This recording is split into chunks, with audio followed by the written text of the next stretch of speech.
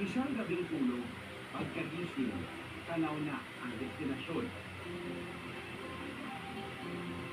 Naghihintay na ang isla sa layo, madalas hanggang kwento lang ang alam ng mga Pilipino sa kanya.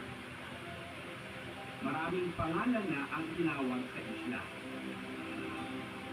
Yami Island para sa mga banyaga, Himahulis para sa lokal, Hihami o ibig sabihin ay hilaga para sa mga ibatan. Hindi mo tubig mo.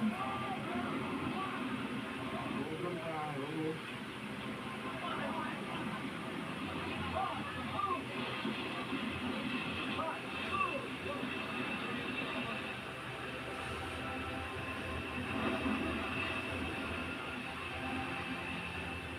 Para kay Luis, katuparan ng pangarap ang makatapak muli rito matapos ang 2 dekada.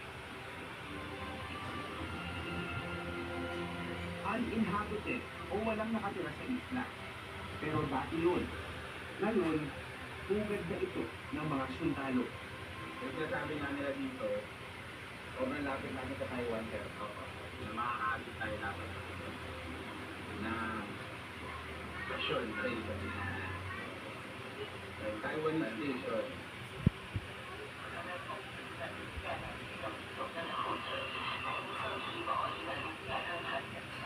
Yung malapit sa Taiwan na yung station na nakakagit dito, hindi na Pilipino, Taiwanese na.